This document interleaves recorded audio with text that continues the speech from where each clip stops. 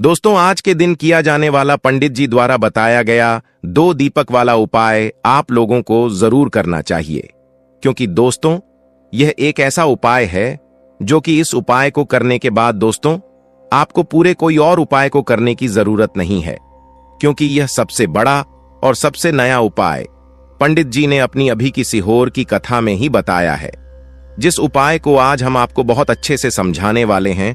इस वीडियो को देखने के बाद इस उपाय को समझने के लिए आपको कोई और वीडियो को देखने की जरूरत नहीं पड़ेगी। तो चलिए दोस्तों, उपाय को शुरू करते हैं। देखिए, यह दिन इतना खास होता है, इतना महत्वपूर्ण होता है। देखा है कभी कभी बड़े बड़े पूजा पाठ अनुष्ठान से जो मनोकामना पूर्ण नहीं होते।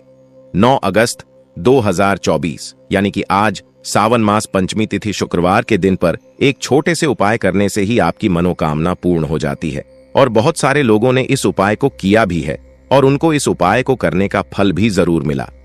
अगर आप लोग भी इस उपाय को 9 अगस्त 2024 सावन मास पंचमी तिथि शुक्रवार के दिन करना चाहते हैं तो आप इस उपाय को पहले अच्छे से समझ लेना, सुन लेना, उसके बाद करना। आपको इस उपाय का फल जरूर मिलेगा। दोस्तों, 9 अगस्त 2024 सावन मास पंचमी तिथि शुक्रवार के दिन इस 2 दीपक वाला उपाय को आप लोगों को कर लेना है। यह एक ऐसा उपाय है, इस उपाय को अगर किसी विशेष दिन पर किया जाए तो उस विशेष दिन का लाभ हमें मिलता ही मिलता है। पर हमने उस दिन पर इस 2 दीपक वाला उपाय को किया है तो हमें उससे भी बड़ा फल मिलता है, और फल बहुत जल्दी मिलता है, क्योंकि आप इस उपाय को बहुत ही बड़े और विशेष दिन पर कर रहे हो। क्योंकि 9 अगस्त 2024 यानी कि सावन मास पंचमी तिथि का दिन बहुत ही ज्यादा बड़ा होता है। इसीलिए दोस्तों, आज की इस वीडियो में हम आप लोगों को 2 दीपक वाला उपाय समझाएंगे, जिस उपाय को करने से अगर आपकी किसी भी प्रकार की मनोकामना है, किसी भी प्रकार की दुख और परेशानी है, सबसे ज्यादा समस्याएं आपके जीवन में ही हैं, अगर आपको धन प्राप्ति नहीं हो पा रहा है, रुपए पैसे की आपके घर में लगातार दिक्कत परेशानियां चलती चली आ रही हैं, तो उसी सब चीजों के बारे में बात करने वाले हैं। तो चलिए जानते हैं इन विशेष उपायों के बारे में। लेकिन उससे पहले जो भी मेरे भाई मेरी प्यारी बहनें आज चैनल पर पहली बार आए हैं या मेरी आवाज आज पहली बार सुन रहे हैं, अगर आप भी महादेव के सच्चे भक्त हैं तो वीडियो को लाइक और चैनल को सब्सक्राइब जरूर कर ले दोस्तों। अब उसके बाद में दोस्तों, यह वाला जो उपाय है ये किसको करना है? तो देखो, घर का जो बड़ा और मुख्य सदस्य होगा उसी व्यक्ति को यह वाला उपाय करना है। अब वह बड़ा व्यक्ति मुख्य रूप से घर की माताएं बहनें होंगी तो ज्यादा बेहतर होगा। मतलब कि घर की जो बड़ी माताएं बहनें होंगी, अगर वह यह वाला उपाय करेंगी तो ज्यादा अच्छा होगा, क्योंकि घर की जो माताएं बहनें होती हैं वह घर की लक्ष्मी होती, और जब घर की लक्ष्मी कोई उपाय को करती है तो उसका फल हमें बहुत जल्दी और बहुत बड़ा होकर मिलता है। यह बात आपको समझ आ गई। अब हम समझते हैं इस वाले उपाय को हमें करना किस समय है।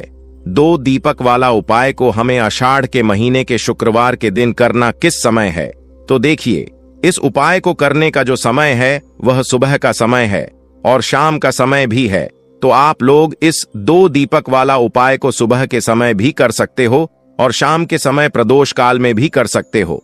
सुबह के समय अगर कर रहे हो तो 11 बजे तक भी अगर उपाय करोगे तो भी आपको उपाय का फल मिलेगा। वहीं अगर शाम के समय कर रहे हो तो इस दिन जरूर शाम के समय का ध्यान रखना कि शाम के 6 बजे से लेकर 7 बजे के बीच में अगर आप इस उपाय को कर सकते हो तो बिल्कुल कर लेना, पूरी कोशिश करना। पर यह बात आपको समझ आ गई कि आप इस उपाय को सुबह और शाम दोनों समय कर सकते हो। मतलब करना आपको एक ही समय है, घर में से किसी एक ही बड़े व्यक्ति को करना है, पर एक ही बार इस उपाय को करना है, दोनों समय नहीं करना है। आपको जो समय अच्छा लगे आप उस समय पर इस वाले उपाय को कर सकते हैं। तो देखिए, बहुत बार क्या होता है कि हमारे घर में पैसा होता है ना, काम भी अच्छा चल रहा होता है, लेकिन अचानक से पैसा आना बंद हो जाता है। पैसे आने के सारे रास्ते बंद होने लगते हैं, घर में क्लेश बढ़ने लगता है, धन की वृद्धि रुक जाती है। तो ऐसा होता क्यों है? देखिए, कभी कभी वास्तु दोष इसका कारण होता है। कभी कभी हमारी कुंडली में जो हमारे ग्रह होते हैं उनका संतुलन अगर ठीक नहीं है तब भी घर में कर्जे की समस्याएं बढ़ जाएंगी। धन को लेकर हमेशा व्यक्ति अपने जीवन में परेशान रहेगा। और जिस घर में क्लेश होता है ना, वहां पर भी अक्सर धन की कमी देखी जाती है। वहां पर जो लोग रहते हैं उनके जीवन में गरीबी और निर्धनता बढ़ने लगती है। तो हमेशा कोशिश करें कि सबसे पहले आप अपने घर के क्लेश को दूर करें। तो बात करेंगे सबसे पहले उपाय की, जो कि 9 अगस्त यानी कि आज सावन मास पंचमी तिथि आज के दिन आपको करना है। देखिए, इस दिन विशेषकर महादेव और भगवान गणेश से जुड़े हुए उपाय किए जाते हैं और महादेव को प्रसन्न करने के लिए अगर आपने यह जो उपाय हम आपको बताने वाले हैं, यह उपाय आपने कर लिया तो आपके घर का क्लेश भी दूर हो जाएगा और आपके घर में पैसा धन आना भी शुरू हो जाएगा। तो देखिए, आपको करना क्या है। आपको 2 कपूर लेने हैं, ठीक है ना। छोटे छोटे से 2 कपूर लेने हैं और 2 फूल वाली लौंग लेनी है। अब आपको सावन नाग पंचमी शुक्रवार यानी कि आज के दिन स्नान आदि करने के बाद महादेव की आपके घर में कोई मूर्ति है, प्रतिमा है या उनका पूरा परिवार अगर है, जिसमें माता पार्वती भी हैं, शिव जी भी हैं, गणेश भगवान भी हैं ना, अगर पूरा परिवार है तो और भी ज्यादा उत्तम है। आपको उनकी मूर्ति प्रतिमा के सामने यह 2 लौंग और 2 कपूर रखकर जलाना है और महादेव से कहना है कि महादेव मेरे घर में सुख समृद्धि बढ़े और मेरे घर में शांति रहे, मेरे घर का क्लेश दूर कर दें, मेरे जीवन की निर्धनता को दूर कर देना। तो देखिए, जब भी आप इस उपाय को करते हैं तो सबसे पहले तो आपके जीवन की निर्धनता दूर होने लगती है। कपूर के जितने भी उपाय होते हैं, यह आपके घर से नेगेटिविटी, नकारात्मक ऊर्जा, जितनी भी बुरी शक्तियां होती हैं उनको दूर कर देता है। और कपूर का हमारे शास्त्रों में इतना महत्व बताया गया है कि जब हम बहुत यज्ञ करते हैं, बहुत सारा पुण्य करते हैं, उससे जो हमें फल प्राप्त होता है उतना फल तो हमें मात्र कपूर को जलाने से ही मिल जाता है। बहुत सारे यज्ञों का फल आपको कपूर जलाने से मिलता है। तो कोशिश करें कि आज सावन मास पंचमी तिथि के दिन अपने घर के मंदिर में कपूर जरूर जलाएं। तो 2 कपूर 2 लौंग के साथ आपको जलाने से हमेशा नजर दोष से भी आप दूर रहते हैं। जब भी आप लौंग और कपूर को साथ में जलाते हैं, देखिए, जब आपके घर में कोई वास्तु दोष नहीं होगा, कोई नेगेटिविटी नहीं होगी, नकारात्मक ऊर्जा नहीं होगी, उस पर भी महादेव का आशीर्वाद होगा, तो ऐसी कोई भी आपके जीवन की समस्या नहीं होती है जो आपके जीवन से दूर ना हो सके। तो यह बहुत ही विशेष और उत्तम उपाय है। आपको यह उपाय आज सावन मास पंचमी तिथि पर जरूर करना चाहिए। अब किस समय करना है, तो कोशिश करें सुबह में कर लें। अगर आप सुबह में नहीं कर पाते हैं तब यह उपाय आप शाम को भी कर सकते हैं। चलिए जल्दी से बात कर लेते हैं उस उपाय की, जो कि आज के दिन आपको विशेष उपाय करना चाहिए। एक चावल का दाना आपको कैसे चढ़ाना है, उपाय को कैसे करना है और कैसे एक चावल का दाना आपके घर में धन की वर्षा कर देगा। मां लक्ष्मी की ऐसी कृपा बरसेगी कि कभी भी आपके घर में निर्धनता और गरीबी लौट कर नहीं आएगी। हमेशा आपके घर में माता लक्ष्मी वास करेंगी। तो देखिए, चावल का संबंध जो होता है यह शुक्र ग्रह से होता है, धन की देवी माता लक्ष्मी से होता है, चंद्रमा से होता है। और जब आपने अपनी कुंडली में शुक्र को मजबूत कर लिया है, आपने अपनी कुंडली में चंद्रमा से जुड़े हुए जितने भी उपाय हैं वह आप करते हैं या चंद्रमा को अपनी कुंडली में मजबूत कर लेते हैं, तो आपके जीवन की जो निर्धनता होती है, दवाइयों में बहुत पैसा जा रहा है ना, तो यह सारी चीजों से आप हमेशा बचे रहते हैं। जब भी आप चावल का कोई भी उपाय करते हैं, देखिए, चावल का जो अक्षत होता है इसका मतलब ही होता है धन की वृद्धि। बहुत सारे देवी देवता हैं जिन्हें कि चावल का ही भोग हम लगाते हैं। चावल के बिना आप देखेंगे कि बहुत सारी पूजा पाठ अधूरी होती है। कोई भी पूजा पाठ हम करते हैं, अक्षत सबसे पहले हम लेते हैं, अक्षत मतलब बिना टूटा हुआ चावल। अब आपको करना क्या है, आपको एक चावल का दाना लेना है, सिर्फ एक, कहीं से वह चावल का दाना टूटा हुआ ना हो, यह चीज आपको ध्यान रखनी है। एक चावल का दाना लेंगे, 1 लोटा अपने घर का शुद्ध जल लेंगे और महादेव के मंदिर में आपको जाना है। सबसे पहले 1 लोटा जल चढ़ाएंगे महादेव की शिवलिंग पर, फिर भगवान गणेश का ध्यान करके 1 लोटा जल चढ़ाना है और फिर वह 1 चावल का दाना आपको अपने सीधे हाथ में रखना है, सीधे हाथ की हथेली में रखना है। अब अपनी मुट्ठी को आपको बंद करना है और फिर अपनी मनोकामना महादेव से कहना है कि महादेव, मेरे जीवन में यह समस्या है, मेरे घर में धन की कमी है, या मेरे सर पर कर्जा है, या मेरे पास पैसा तो है लेकिन मेरा पैसा बढ़ता नहीं है, या फिर मेरे घर का यह व्यक्ति है, इसका स्वास्थ्य ठीक नहीं रहता है, मेरे घर में क्लेश बहुत रहता है। तो जो भी आपकी विश है, जो भी आपकी मनोकामना है, धन को लेकर है, धन बढ़ नहीं रहा है, धन खर्च बहुत हो रहा है, धन आ नहीं रहा है, जो भी आपकी विश है ना, जो भी आपकी समस्या है, आपको महादेव से कह देना है। पूरी सच्ची श्रद्धा के साथ माता पार्वती का भी ध्यान आपको करना है। यह चीज आप बिल्कुल ध्यान रखें।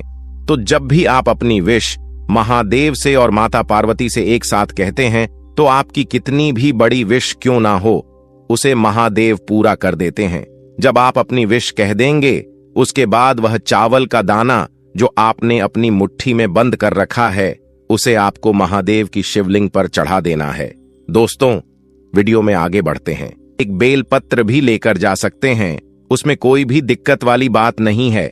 वहीं अगर हम बात करें शाम के समय की, तो शाम के समय शिवजी पर जल नहीं चढ़ता है, इसीलिए शाम के समय आप लोग एक दीपक तैयार कर लें जो कि गोल बत्ती का आते शुद्ध देसी गाय का घी का होगा, है ना। इस बात का आप लोगों को ध्यान रखना है।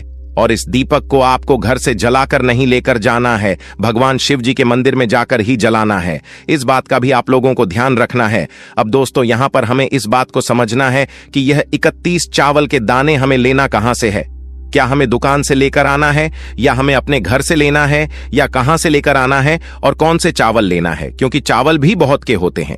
तो देखो, इन सभी सवालों के जवाब आप लोग एक बात में सुन लो कि दोस्तों, ये जो उपाय है, इस उपाय में आपको यह नहीं देखना है कि दोस्तों कौन से चावल है, कौन से चावल नहीं है बस जो भी चावल ले रहे हो, वो चावल का दाना सबूत होना चाहिए, मतलब साबुत होना चाहिए, टूटा हुआ नहीं होना चाहिए, कथा पीता नहीं होना चाहिए। यह बात आपको ध्यान रखना है। बाकी आपका चावल बासमती हो या सादा चावल हो या कोई सा भी चावल हो, उसमें कोई वाली बात नहीं है। सीधी सी बात है कि आपके घर के रसोई घर में जहां पर आप भोजन बनाते हो, वहां पर जो भी चावल आपके उपस्थित हो, उन चावलों में से अपनी एक कटोरी भर लेना या एक मुट्ठी चावल अलग से निकाल कर रख लेना। क्योंकि हम 21 चावल ही यहां पर इस उपाय में लेने वाले हैं, तो हमें यह चावल के दाने गिनकर निकालने पर दे देंगे। इस बात का आप लोगों को ध्यान रखना है। तो अपने उस चावल की कटोरी में से या चावल में से एक ऐसे चावल के दाने आप लोग निकाल लो जो कि टूटे हुए ना हो, करते फिरते ना हो, जिनमें कोई दाग नहीं लगा हुआ हो। फैला अच्छे साबुत चावल के दाने 31 दाने आप लोग निकाल कर रख लो और इन्हें किसी भी एक कागज की पीढ़ियां में या किसी एक छोटी सी कटोरी में आप लोग रख लो, ताकि यह सुरक्षित रहे। आपके एक भी चावल का दाना इधर उधर ना हो और आपका उपाय भी पूरा अच्छे से हो जाए।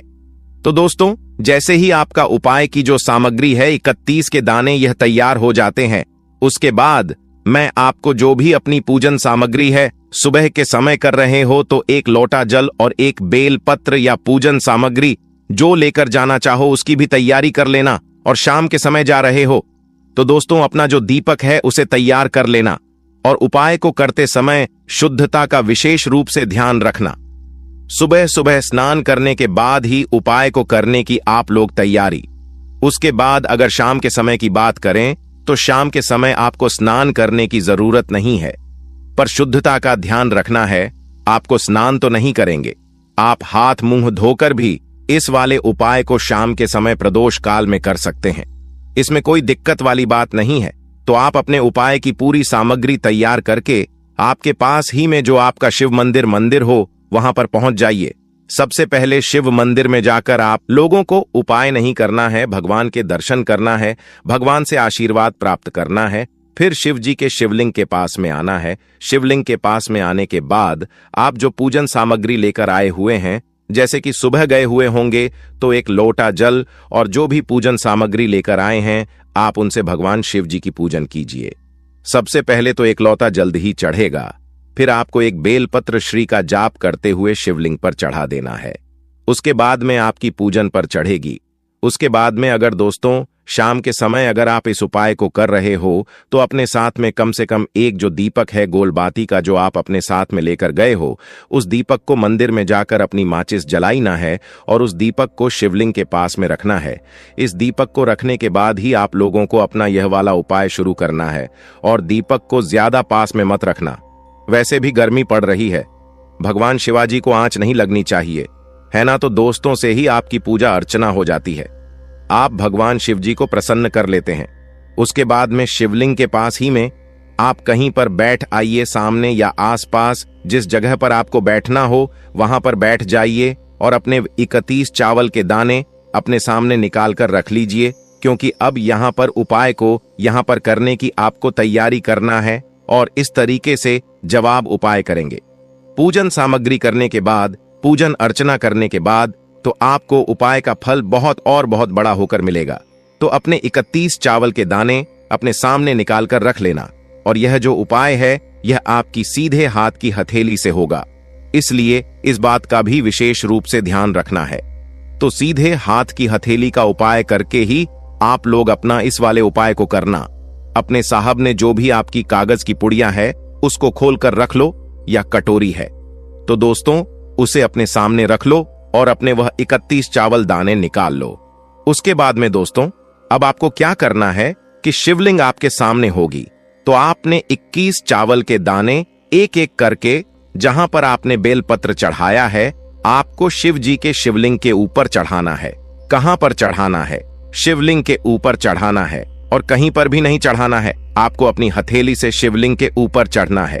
भले ही फिर वो अपने आप जलाधारी पर गिर जाए या मतलब वहीं पर गिर जाए, उसमें दिक्कत वाली बात नहीं है, पर आप चढ़ाव शिवलिंग के ऊपर ही। तो आपको क्या करना है, अपना पहला चावल का दाना उठाना है, श्री शिवाय नमस्ते भयावह बोलना है और शिवलिंग पर चढ़ा देना है। इसी तरीके से दूसरा चावल का दाना उठा है, शिवलिंग पर चढ़ाना है और मंत्र बोल देना है। और फिर तीसरा चावल का दाना उठाना है, श्री शिवाय नमस्ते भीम बोलना है और चढ़ा देना है। इसी तरह से आपको पूरे 31 चावल के दाने एक एक करके जी के शिवलिंग के ऊपर चढ़ना है और भगवान से प्रार्थना करते जाना है। मतलब प्रार्थना तो आपको आखिरी में करना है, पर हर एक चावल के दाने को चढ़ाते समय श्री शिवाय नमस्तु भी हम जरूर बोलना है। उसके बाद ही में यह चावल का दाना शिवलिंग के ऊपर आपको चढ़ाना है। जैसे ही आपके 31 चावल के दाने शिवलिंग के ऊपर जाते हैं तो दोस्तों उसके बाद में आपको क्या करना है, भगवान से अपनी मनोकामना बोलना है। मनोकामना भी कम बोलना है। जब आपका 31 चावल का दाना आपके सीधे हाथ की हथेली में हो और आप उसे चढ़ाने के लिए जा रहे हो, श्री शिवाय नम अस्तु ब्रह्म बोलकर उस आखिरी चावल के दाने को शिवलिंग के ऊपर चढ़ा देना और भगवान से फिर अपनी मनोकामना बोल देना।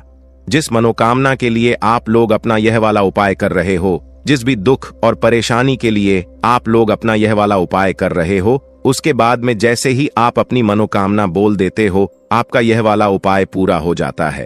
पर दोस्तों उपाय को करने के बाद आप लोगों को 2 मिनट शिवजी के मंत्र का जाप जरूर करना है और मंत्र का जाप करने के बाद भगवान से एक और बार प्रार्थना करना है अपनी मनोकामना के लिए या अपनी जो भी दुख और परेशानी है उसके लिए। इसके बाद में आप लोग भगवान को देखकर भगवान से प्रार्थना करके उनसे आशीर्वाद लेकर वहां से उठ सकते हैं और अपने घर पर जा सकते हैं। बस दोस्तों यहां पर यह वाला उपाय पूरा हो जाता है। इस तरीके से जो भी व्यक्ति छोटी छोटी चीजों का ध्यान हुए इस 31 चावल के दाने वाले उपाय को करेगा, निश्चित सी बात है उसे उसकी मनोकामना जल्द ही पूर्ण होगी और जो भी दुख और परेशानी है वह भी बहुत ही जल्दी दूर होंगे सकते हैं। दोस्तों वास्तुशास्त्र के अनुसार किसी भी घर में वास्तु दोष होने से सुख शांति और पारिवारिक उन्नति में बाधा पैदा होती है। वास्तु दोष के कारण पनपने वाली नकारात्मक ऊर्जा से व्यक्ति के भाग्य पर बुरा असर पड़ता है। साथ ही घर के लोगों को कई तरह की परेशानियों का सामना करना पड़ता है। दोस्तों शास्त्रों के अनुसार अगर हम ये छोटे मोटे उपाय कर लें तो अपने घर नेगेटिव एनर्जी से छुटकारा पा सकते हैं। तो आइए जानते हैं, लेकिन उससे पहले दोस्त आपसे रिक्वेस्ट है कि वीडियो को लाइक करें, अपने दोस्तों के साथ शेयर करें और अगर आपने अभी तक चैनल को सब्सक्राइब नहीं किया तो सब्सक्राइब करके बेल आइकॉन जरूर प्रेस कर लें। दोस्तों नंबर 1, जीवन में तरक्की पाने के लिए रोज पहली रोटी गाय को दें, पीपल को जल चढ़ाएं और चींटियों को मिला 8 आदि तांबे के लोटे में जल लाल चंदन मिलाकर रात को अपने सर के पास रखकर सो जाए। सुबह उस जल को तुलसी को चढ़ा दें। ऐसा करने से आपकी परेशानियां धीरे धीरे दूर हो जाएंगी। नंबर 2, वास्तु के मुताबिक अगर आपके घर में तिजोरी है और आप उसके सामने शीशा लगा दें तो इससे धन में बरकत होती है। व्यापारी लोग अपने कैश बॉक्स के सामने शीशा लगाएं, इससे आपके ग्राहक बढ़ेंगे। दोस्तों, 3 झाड़ू पोछा कभी भी खुले में नहीं रखना चाहिए, इन्हें हमेशा छिपा कर रखना चाहिए और झाड़ू कभी भी रसोई में नहीं रखनी चाहिए। नंबर 4, शौचालय का दरवाजा हमेशा बंद होना चाहिए। माना जाता है कि घर की नकारात्मक ऊर्जा शौचालय में ही बात करती है। ऐसे में अगर शौचालय का दरवाजा खुला रहता है तो नकारात्मक ऊर्जा आपके घर में प्रवेश करती है। नंबर घर में सुख शांति के लिए कपूर को घी में डूबाकर सुबह शाम जलाना चाहिए। इससे घर में वास्तु दोष भी कम होता है और रह रहे सदस्यों के जीवन की परेशानियां दूर होती हैं। दोस्तों, नंबर 6, दुर्घटना से बचने के लिए शाम को हनुमान चालीसा के बाद कपूर जरूर जलाना चाहिए। नंबर 7, घर में जिस जगह वास्तु हो वहां कपूर की धोती के रखें, खत्म हो जाने के बाद वह दोबारा इसे रखें। नंबर 8, अगस्त के बाद कभी भी किसी को दूध, दही या ब्याज नहीं देना चाहिए कि भाग्य में बाधक भी बन सकता है। नंबर 9, घर के मुख्य द्वार पर कूड़ादान कभी भी न रखें। नम्रता, घर में टूटा हुआ शीशा कभी भी नहीं होना चाहिए। नंबर 11, अच्छे भाग्य के लिए सुबह नहाते समय पानी में थोड़ा सा कपूर का तेल मिलाएं। शनिवार को चमेली का तेल भी मिला सकते हैं। नंबर 12, लक्ष्मी की कृपा पाने के लिए रोज रात को रसोई अच्छी तरह से साफ करके चांदी की कटोरी में कपूर और लौंग चला है। यह प्रक्रिया रोज की जाए तो घर में बरकत बनी रहती है और मां लक्ष्मी जल्द ही ऐसे घर से आकर्षित होती है। ऐसे घरों से नकारात्मकता हमेशा दूर रहती है। दोस्तों, नंबर 13, घर के सोने वाले कमरे में पौधे नहीं लगानी चाहिए, इससे आपके ऊपर नकारात्मक असर हावी हो सकता है। नंबर 14, घर में पौधे लगाते समय पानी में सेंधा नमक डालें। सादे नमक का भी आप उपयोग कर सकते हैं, लेकिन दोस्तों ज्यादा फलदायी होता है। आपको शुभ फल जल्द ही हासिल होंगे। दोस्तों, घड़ी की सही दिशा आपके जीवन को भी सही रास्ता दिखाने में मदद कर सकती है। इसके अलावा कैलेंडर को किस जगह लगाना चाहिए और किस जगह पर नहीं, यह भी हम जानेंगे। सबसे पहली बात जिसकी हम बात करेंगे वो है दोस्तों, घड़ी का आकार यानी घड़ी की शेख। दोस्तों, शास्त्र के अनुसार गोलाकार की घड़ी या अंडाकार घड़ी सबसे उत्तम मानी जाती है, पर आजकल देखा जा रहा है कि बाजार में कई तरह की घड़ियां मौजूद हैं, जिसमें घर के सदस्य या भगवान की तस्वीरें और फोटो भी लगी होती हैं। लेकिन दोस्तों, आपको बता दें कि घड़ी के साथ तस्वीरें लगाना बिल्कुल भी सही नहीं है।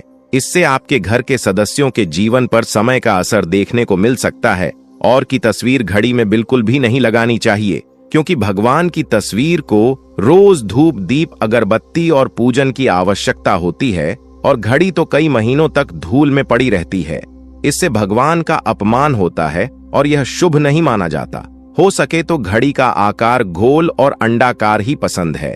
घड़ी का गोल या अंडाकार बोला हमारी पृथ्वी के आकार को दर्शाता है। जो को और घड़ी में नुकीले कौन होते हैं और वास्तु के अनुसार नुकीली चीजें नकारात्मक ऊर्जा का संचार करती है। दोस्तों, अगली बार जिसका आपको ख्याल रखना है वह यह है कि घड़ी को स्वच्छ रखें, साफ सफाई का ध्यान रखें, धुलना जमा होने दें और कहीं से भी घड़ी टूटी फूटी नहीं होनी चाहिए। दोस्तों, जैसा कि हम सभी चाहते हैं कि हमारे जीवन में सब अच्छा और बेहतर होता रहे, तो उसके लिए हम खुद को संवारे रखते हैं, नए कपड़े और नए आभूषण पहनते हैं।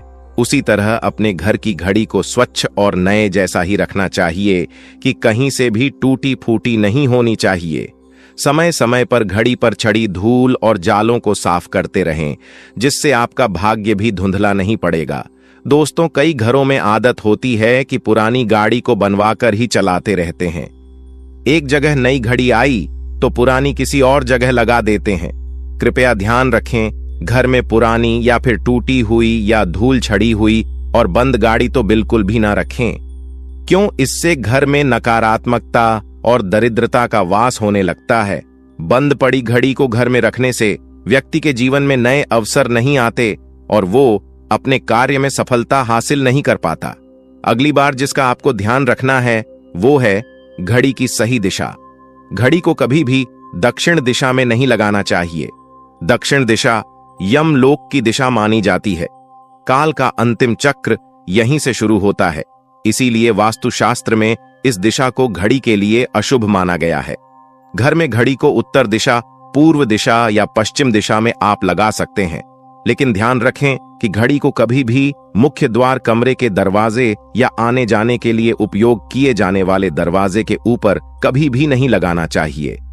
इससे समय का असर आपके आने जाने की गति और दिनचर्या पर पड़ सकता है। दोस्तों, घड़ी के साथ कैलेंडर का भी ध्यान रखें। जहां घड़ी समय का चिन्ह है तो वहीं कैलेंडर उससे जुड़ी तारीखों का लेखा जोखा बताता है। कैलेंडर को पूर्वी और उत्तरी दिशा की दीवार पर कभी भी नहीं लगाना चाहिए।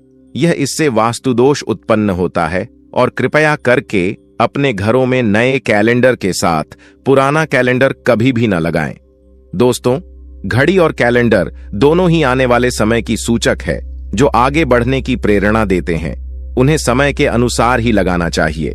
इस बात का हमेशा ध्यान रखें कि घड़ी का समय हमेशा सही होना चाहिए। बहुत से लोगों की आदत होती है घड़ी का समय आगे या पीछे रखते हैं, तो ये गलती आप न करें। समय हमेशा सही रखें। इससे आपको कभी भी समय का काल चक्र और दुष्ट परिणाम हासिल नहीं होता। ये छोटा सा आप जरूर करके देखिए दोस्तों। छोटी छोटी बातें हैं जिनका आपको ध्यान रखना है दोस्तों। रखी हुई घड़ी और पुराना कैलेंडर आपके भाग्य को भी रुकावटों से भर देता है। इसीलिए वक्त के साथ आगे बढ़ते रहने के लिए घड़ी और कैलेंडर को बदलते रहिए और कैलेंडर को कभी भी अपने सोने के कमरे में न लगाएं, न ही इसे कभी मुख्य द्वार पर टांगे। यह शुभ नहीं माना जाता। पुरानी घड़ी को दान में देना शुभ माना जाता है। इससे आपके जीवन से बुरा समय निकल जाता है। इसीलिए अगर आपके घर में कोई पुरानी घड़ी है जो टूटी फूटी न हो और खराब न हो, तो वह आप किसी जरूरतमंद को दान में जरूर दोस्तों। हमारे हिंदू संस्कृति में प्रत्येक घर में प्रतिदिन पूजा पाठ करने की परंपरा है और इसके लिए भी अपने घरों में अपने आराध्य का छोटा सा ही क्यों ना हो, परंतु एक मंदिर अवश्य ही बनाते हैं। नियमित पूजा पाठ करने से न सिर्फ मानसिक शांति मिलती है, बल्कि पूरे घर में सकारात्मक ऊर्जा भी व्याप्त हो जाती है। परंतु यह बात भी सच है कि पूजा पाठ करने के कुछ नियम भी होते हैं जिन्हें यदि हम कर देते हैं तो हमें हमारी पूजा का पूरी तरह से फल हासिल नहीं होता। पूजा करने के नियम प्राचीन काल से ही चले आ रहे हैं, क्योंकि एक ठोस धरातल पर आध्यात्मिक और वैज्ञानिक दोनों ही दृष्टिकोण से ध्यान में रखकर बनाए गए हैं। इसलिए हमें इन नियमों को बिल्कुल भी अनदेखा नहीं करना चाहिए। ऐसा ही एक महत्वपूर्ण नियम है नाद, यानी कि पूजा करते समय हम जब घंटी बजाते हैं, उसे बचाने के लिए शास्त्रों कुछ नियम निर्धारित किए गए हैं। शास्त्रों में देवताओं के सामने घंटी बजाने का बहुत अधिक महत्व बताया गया है, जिसे हम इस कृष्ण श्लोक के द्वारा समझ सकते हैं। आगम अर्थ मधु देवानाम, गमन अर्थ हम तो राक्षस, शाम धन्यता रावण, करुण या दो देवता आह्वान चरण। इसका अर्थ है कि घंटी बजाने से देवताओं का आगमन और राक्षसों का गुमान होता है, और जो घंटियां राक्षसों से हमारी रक्षा करती है उसे हमारा नमन है। तो चलिए दोस्तों, जानते हैं कि पूजा करते समय जब हम घंटी बजाते हैं तो उसके पीछे क्या कारण है, घंटी बजाने के क्या नियम है, और पूजा के वक्त घंटी बजाते समय होने वाली गलतियां कौन सी है जो हमें भूलकर भी नहीं करनी चाहिए। दोस्तों, क्या आपने कभी अपने घर के मंदिर में रखी हुई घंटी को ध्यान से देखा है? अगर आप ध्यान से देखेंगे तो आपको घंटी के ऊपरी हिस्से पर, यानी जहां से हम इसे पकड़ते हैं, उस पर गरुड़ बना हुआ देता है। अंततः घर पर जो हम घंटी इस्तेमाल करते हैं उसे गरुड़ घंटी कहा जाता है। पूजा करते समय गरुड़ घंटी का उपयोग भगवान को आमंत्रित करने अर्थात भगवान का आवाहन करने के लिए किया जाता है, जिससे एक सुंदर ध्वनि से भगवान का आवाहन करने का आभास होता है। जब हम विधि विधान से पूजा करते हैं तो उसमें घंटी का उपयोग अवश्य रूप से करते हैं। पूजा संपन्न होने पर आरती करते विशेष रूप से न होना चाहिए, नहीं तो हमारी पूजा आधी अधूरी मानी जाती है। परंतु हम में से अधिकांश लोग इसे मात्र एक सामान्य प्रक्रिया मानते हैं और पूजा करते समय घंटी बजाना भूल जाते हैं। तो आइए जानते हैं उन नियमों के बारे में। मतलब आज की वीडियो पूरी तरह से आपके प्रश्नों पर आधारित है, जिनका उत्तर मैं आपको शास्त्रों के अनुसार देने का पूरा प्रयास करूंगा। तो वीडियो को पूरा जरूर देखें, और अगर आपको आज की वीडियो अच्छी लगे तो इसे लाइक जरूर कीजिए। जमा लक्ष्मी आपके इस वीडियो को जो भी लाइक और चैनल को सब्सक्राइब करें, उसके जीवन में कभी भी धन की कमी न होने देना। दोस्तों, हमारे प्राचीन शास्त्रों की मान्यता है कि सृष्टि के निर्माण के समय सबसे पहले जो बड़ी सी ध्वनि निकली थी वह घंटी की आवाज के समान सुनाई दी थी। घंटी की ध्वनि में ओमकार नाथ का भी आभास होता है, इसलिए घंटी को ईश्वर की आवाज मानते हुए पूजा में स्थान मिला है। इसलिए घंटी का कभी भी अपमान न करें, और जिस तरह से देवी देवता की पूजा की जाती है वैसे ही घंटे की भी पूजा करनी चाहिए। दूसरी बात, घंटी को प्रणाम करके ही उसे बजाना चाहिए। बिना प्रणाम किए घंटी बजाना अच्छा नहीं समझा जाता। दोस्तों, आपने अक्सर यह महसूस किया होगा कि पूजा करते समय जैसे ही घंटी बजाई जाती है तो पूरे घर के साथ साथ संपूर्ण वातावरण शुद्ध और पवित्र सा हो जाता है और चारों ओर सकारात्मकता फैल जाती है। परंतु यदि हम नियमों को नजरअंदाज कर देते हैं तो हमें इसका संपूर्ण फल नहीं मिल पाता है। दोस्तों, अधिकतर लोग पूजा संपन्न होने पर सिर्फ आरती के समय ही घंटी बजाते हैं, परंतु यह भी ध्यान रखें कि भगवान को जल अर्पण करते समय, धूप दीप लगाते समय, नैवेद्य अर्पण करते समय नाथ करना चाहिए। ऐसा करने से हमारी पूजा संपन्न मानी जाती है। दोस्तों, घंटी बजाते समय भगवान का नाम अथवा आरती अवश्य बोलनी चाहिए। 1 या 2 मिनट न हो, परंतु प्रतिदिन सुबह शाम घर में घंटी अवश्य बजानी चाहिए। यदि आपको अपने घर में या अपने आप में नकारात्मकता महसूस हो तो आप थोड़ी देर के लिए भगवान के सामने घंटी अवश्य बजाए, सारी नकारात्मकता नष्ट हो जाएगी। दोस्तों, पूजा घर में शनि महाराज एकांत, विरह, उदासीनता और वैराग्य के देवता माने जाते हैं, जबकि गृहस्थी को चलाने के लिए राग, प्रेम एवं भौतिक चीजों की जरूरत होती है। इसीलिए शनि की मूर्ति को घर में नहीं लाना चाहिए। दोस्तों, सबसे पहली बात, दीपक और धूपदान की भारत की परंपरा मिट्टी से जुड़ी हुई है, इसीलिए मंदिर में पारंपरिक मिट्टी का दीपक अवश्य होना चाहिए। अगर आप मिट्टी का दीपक नहीं रख सकते हैं तो धातु के दीपक का उपयोग करें। अगर भगवान में आपकी आस्था ज्यादा हो तो आप उपला रखकर गुड़ और घी का धूप भी दे सकते हैं। ऐसा करने से घर में सुख शांति बनी रहती है। दूसरी चीज, घर के मंदिर में स्वास्तिक अवश्य होना चाहिए। या तो आप इसे बना लें, क्योंकि स्वास्तिक आपके घर की शक्ति, सौभाग्य, समृद्धि और शुभता का प्रतीक समझा जाता है।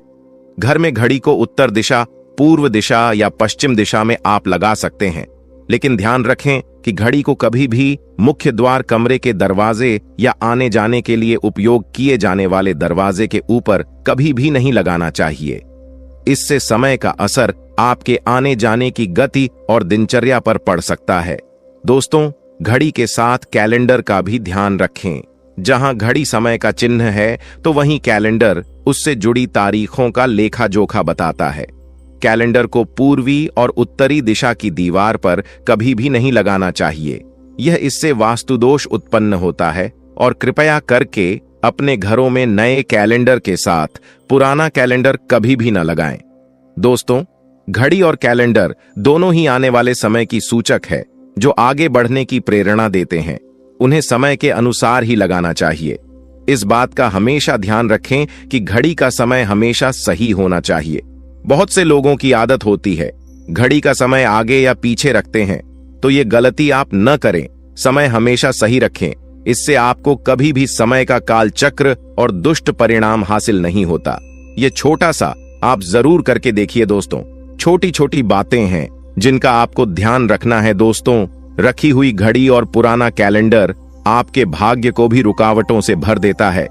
इसीलिए वक्त के साथ आगे बढ़ते रहने के लिए घड़ी और कैलेंडर को बदलते रहिए, और कैलेंडर को कभी भी अपने सोने के कमरे में न लगाएं, न ही इसे कभी मुख्य द्वार पर टांगे। यह शुभ नहीं माना जाता। पुरानी घड़ी को दान में देना शुभ माना जाता है। इससे आपके जीवन से बुरा समय निकल जाता है। इसीलिए अगर आपके घर में कोई पुरानी घड़ी है जो टूटी फूटी न हो और खराब न हो, तो वह आप किसी जरूरतमंद को दान में जरूर। दोस्तों, हमारे हिंदू संस्कृति में प्रत्येक घर में प्रतिदिन पूजा पाठ करने की परंपरा है, और इसके लिए भी अपने घरों में अपने आराध्य का छोटा सा ही क्यों ना हो, परंतु एक मंदिर अवश्य ही बनाते हैं। नियमित पूजा पाठ करने से न सिर्फ मानसिक शांति मिलती है, बल्कि पूरे घर में सकारात्मक ऊर्जा भी व्याप्त हो जाती है। परंतु यह बात भी सच है कि पूजा पाठ करने के कुछ नियम भी होते हैं।